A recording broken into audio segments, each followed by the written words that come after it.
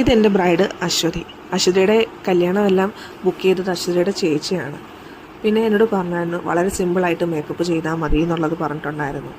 അതുകൊണ്ട് നമ്മൾ ആ രീതിയിലാണ് ചെയ്തിരിക്കുന്നത്. പിന്നെ ഒരു പ്രത്യേകതയുണ്ട്, ബ്രൈഡ് ആലപ്പുഴക്കാരിയും ഗ്രൂം കോഴിക്കോട്ടുകാരനുമാണ്. അതുകൊണ്ട് നമ്മൾ ആലപ്പുഴയിൽ റിസപ്ഷൻ മേക്കപ്പും ചെയ്തു. പിന്നെ കോഴിക്കോട്ടേക്കൊരു വിടൽ. എന്തിനാ, മാരേജ് ഫംഗ്ഷനൊക്കെ കോഴിക്കോട് വെച്ചായിരുന്നു. അപ്പം ബ്രൈഡൽ മേക്കപ്പും ഞാൻ അവിടെ പോയിട്ടാണ്, ആലപ്പുഴയിൽ നിന്ന് കോഴിക്കോട്ട് എത്തിയിട്ടാണ് നമ്മൾ ചെയ്തിട്ടുള്ളത്. വളരെ സിമ്പിളായിട്ടും ബ്രൈഡൽ മേക്കപ്പ് മതിയെന്ന് തന്നെയാണ് ഇവരുടെ ആവശ്യം. അശ്വതി വളരെ ഒരു ഇന്നസെൻ്റ് ആയിട്ടുള്ളൊരു കുട്ടിയാണ്. എനിക്ക് ഭയങ്കര ഇഷ്ടപ്പെട്ടു ആളുടെ ഒരു നേച്ചർ. ഇനി ലുക്ക് എങ്ങനെ ഉണ്ടെന്ന് പറയണേ. പിന്നെ അത് കഴിഞ്ഞ് നമ്മൾ എന്തായാലും കോഴിക്കോട് വരെ പോയി. കോഴിക്കോട് ബീച്ച് കാണാതെ എങ്ങനെയാണ് നമ്മൾ ആലപ്പുഴയിലേക്ക് പോരുക. കോഴിക്കോട് ബീച്ച് പരിസരവും മിഠായിത്തെരുവും ഒക്കെ ഒന്ന് കറങ്ങിയിട്ടാണ് ഞങ്ങൾ തിരികെ വന്നിട്ടുള്ളത്.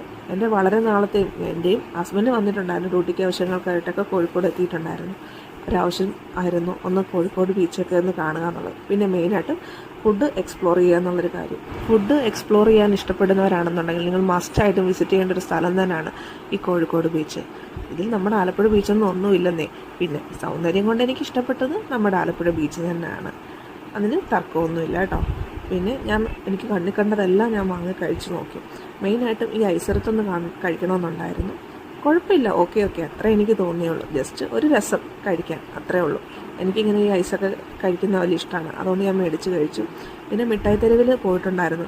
ഞാൻ നല്ല ടയേർഡായിട്ടുണ്ടായിരുന്നു. ഈ വർക്കൊക്കെ കഴിഞ്ഞിട്ട് ഇച്ചിരി ദൂരം ഉണ്ടായിരുന്നു റൂമിൻ്റെ വീട്ടിൽ നിന്ന് കോഴിക്കോട് ബീച്ചിലേക്ക്. പിന്നെ ഞങ്ങൾ രാത്രിയിൽ ട്രെയിനിന് തിരിച്ച് വീട്ടിലേക്ക് പോന്നു. അപ്പോൾ അത്രയേ ഉള്ളൂ.